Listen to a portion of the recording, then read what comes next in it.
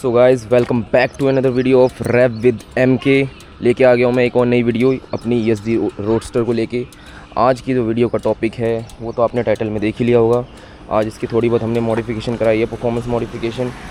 उस पर डिटेल में कुछ बात होगी। Spark plug and DB killer हटाए हैं, ओवरऑल जो चेंजेस आए हैं उसका क्या एक्सपीरियंस मिला है वो सब डिस्कशन में होगा। तो बात कर लेते हैं इस बाइक के स्पार्क प्लग की। ये जो स्पार्क प्लग इसमें बाय डिफ़ॉल्ट आता है, मैं लाया हूँ साथ में। Let me show you. ये रहा, ये आपका नॉर्मल सा निकल या कॉपर वाले स्पार्क प्लग इनमें लगे होते हैं इन बाइक्स में, ठीक है। यही सेम स्पार्क प्लग मैंने और भी बाइक्स में देखा है। ये चैम्पियन का है, मैं मॉडल भी आई थिंक मेंशन कर दूंगा, इसमें लिखा है। आई डोंट थिंक आप लोगों को दिख रहा होगा। ये चैम्पियन का है, लोकल स्पार्क प्लग है। किसी किसी बाइक में बॉश के प्लेटिनियम स्पार्क प्लग भी लगे होते हैं, ठीक है। तो इसमें यही लगा था बाय स्टॉक, तो इसको चलाया था 1000 किलोमीटर। उसके बाद ही मैंने स्पार्क प्लग चेंज किया है। जो दूसरा स्पार्क प्लग मैंने चेंज किया है इस बाइक में लगवाया है, वो लगाया मैंने NGK का। NGK बहुत reputed world wide recognised brand है, तो मैंने उसी का प्रीफर किया। एंगेज का भी था, एंगेज का भी आ रहा था, बट मैंने वो प्रीफर किया। NGK ज़्यादा रिलायबल और बड़ा ब्रांड है, तो मैंने उसी को सेफ साइड रख के चूज़ किया है। तो अब कुछ बात कर लेते हैं स्पार्क प्लग से रिलेटेड। देखो, इसके ओनर्स मैनुअल जो है, मेरे पास ESD रोडस्टर का ओनर्स मैनुअल है। उसमें जो स्पार्क प्लग गैप का आपको रेकमेंड किया गया है वो 0.6 mm से 0.7 mm तक का दे रखा है, ठीक है। लेकिन ये जो स्पार्क प्लग लगा है इसमें बाय डिफ़ॉल्ट वो 0.8 mm तक का है। ये जो स्पार्क प्लग गैप है ना, देख रहे हो, ये 0.8 mm है। जो ओनर्स मैनुअल में रेकमेंड है उससे ज़्यादा ही इसमें लगा रखा है बाय डिफ़ॉल्ट कंपनी ने।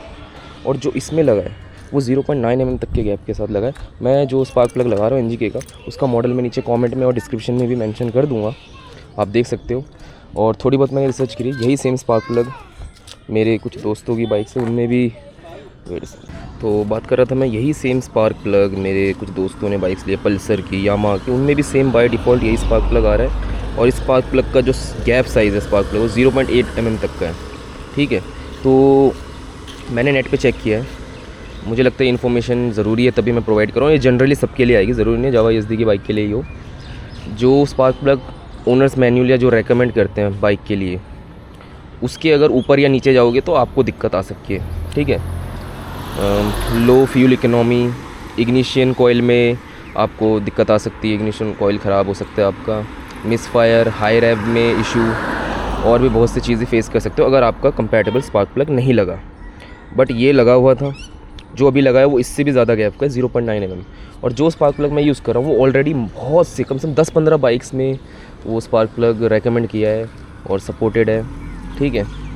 NGK की यही बात अच्छी लगती है कि वाइडली जो मतलब वैरायटी ऑफ व्हीकल्स में वो सपोर्टेड है NGK, इसलिए मैं प्रेफर करता हूँ। तो may be owners manual mistake होगा, क्योंकि जो आजकल जितने भी modern FI, EFI electric fuel injector वाली बाइक्स आते हैं उनका 0.8 से 0.9 mm या 0.1 mm तक का होता है, दैट्स इट, उससे ज़्यादा नहीं होता। तो ओनर्स मैनुअल में भी टाइप इन्फो या अपडेटेड ना हो, क्योंकि जावा ESD का ओनर्स मैनुअल पुराना हो, क्योंकि ये टाइम टू टाइम अपनी बाइक्स को अपडेट करते रहते हैं। इसमें अल्फ़ा 2 सीरीज़ का इंजन लगा हुआ है, अभी और भी अपडेट कर ही रहे हैं। तो मे भी मुझे लगता है वो, क्योंकि बाइक मेरी, मैं आपको बताता हूँ, स्पार्क प्लग लगाने के मुझे 1 महीने के ऊपर हो चुका है। मुझे अभी तक कोई मिसफायर, कोई स्टॉलिंग, कोई हाई रेविंग में इंजन लैग करता हुआ या पुलिंग पावर में कोई इतनी ज़्यादा मुझे मतलब कुछ फेस करने को नहीं मैं। इनफैक्ट मेरी बाइक पहले से ज़्यादा स्मूथ हो गई है, थ्रॉटल पहले से स्मूथ फील होता है, क्रिस्प फील होता है, ठीक है। फ्यूल एफिशिएंसी की बात करते हैं, माइलेज में मुझे इतना कोई खास इंक्रीज़ या डिक्रीज़ नहीं कहूँगा कुछ दिखा है। मुझे ये सिटी में 20 से 22 के बीच ही देती है, और अभी भी कभी कभी लगता है ज़्यादा देती है। मे बी वो फ्यूल का डिपेंड होता है, petrol pump to petrol pump का होता है, अलग अलग पेट्रोल का अलग अलग एक्सपीरियंस होता है, तो वो भी हो सकता है, देखो। बट मुझे कहूँगा माइलेज में इतना, लेकिन ओवरऑल एक्सपीरियंस में कहूँगा बाइक पहले से ज़्यादा रिफाइंड और स्मूथ फील होती है स्पार्क प्लग लगाने से, आप अगर लगा सकते हो, ठीक है। तो मैं ये सजेशन दूंगा। बाकी ये जो स्पार्क प्लग है आप और भी बाइक्स में सपोर्टेड है, तो देख लेना, आपके ओनर्स मैनुअल में लिखा रहता है। तो मुझे तो लग रहा है ये मिस्टेक होगा ESD जावा वालों की तरफ से। बाकी सेकंड चीज़ बात कर लेते हैं, इसमें DB किलर मैंने हटा रखे हैं, मैं आपको ऑन करके आवाज़ भी सुनाऊँगा, ठीक है। आई होप स्पार्क प्लग का समझ आया कुछ आपको, नहीं तो आप पूछ सकते हो, मुझे DM कर सकते हो, कोई इशू नहीं है। मैंने इसमें DB किलर हटा रखे हैं। बाइक थोड़ी गंदी है गाइस, वॉश नहीं कर रहा हूँ क्योंकि बारिश का मौसम है, ठीक है, मानसून है, तो गंदी फिर हो जाती है कीचड़ में। तो ये देखो DB किलर हटा रखे, आपको आवाज़ सुनाने की कोशिश करते हैं। Let's on it. Bike on कर लेते हैं।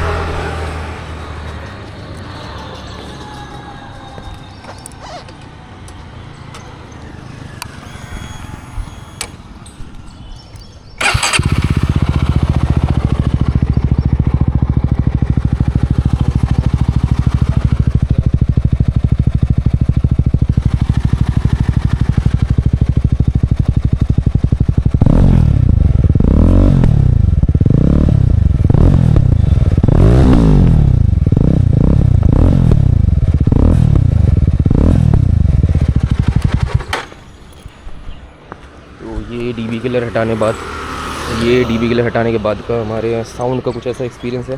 तो डीबी किलर हटाने से थोड़ा बेस बढ़ जाता है एग्जॉस्ट नोट्स का, ठीक है। पॉप्स एंड क्रैकल्स जो आते हैं वो थोड़े ज़्यादा अच्छे से फील होने लगते हैं एंड ओवरऑल एक्सपीरियंस बढ़िया है।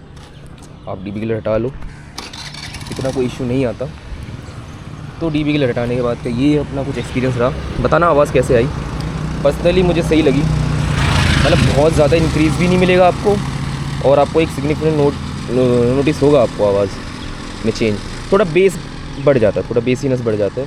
अंडरग्राउंड वगैरह में ये बाइक भगाओगे तो डेफिनेटली और मज़ा आ जाएगा आपको। तो क्योंकि मैंने देखा अंडरग्राउंड टनल वगैरह में ना और साउंड गूंजती है। और इसकी जो मुझे आवाज़ इसलिए बढ़िया लगती है एसडी रोस्टर की, ये चुभती नहीं है। डीबी किलर हटाओगे ना तब भी आवाज़ आपको चुभेगी नहीं। कंपेयर टू रॉयल एनफील्ड या लगाते हैं लोग, वो कानों में चुभती है। इसका ऐसा कोई सीन नहीं है। तो ये बाय डिफ़ॉल्ट भी इतना बढ़िया देता है ना, आपको फुल सिस्टम एग्जॉस्ट चेंज कराने की भी ज़रूरत नहीं, अनलेस आपको बहुत ज़्यादा तलब है कि बहुत आवाज़ चाहिए। भाई अपने को तो सुनाना है बहुत ही ज़्यादा ही। और ये बाइक भी जब भगती है ना, दूर से आवाज़ आ जाती है। डीबी किलर हटाने के बाद ना दूर से आवाज़ आ जाती है बाइक आ रही है। तो ऐसा सच कोई इशू नहीं है। तो डीबी किलर हटा लिया था मैंने, स्पार्क प्लग चेंज करा चुका हूँ, कोई इशू नहीं आया, ठीक है। अगर किसी को अपनी बाइक का स्पार्क प्लग वगैरह चेंज कराना हो या एसडी रोड से रिलेटेड कोई सवाल हो तो आप पूछ सकते हो, कोई दिक्कत नहीं है, ठीक है।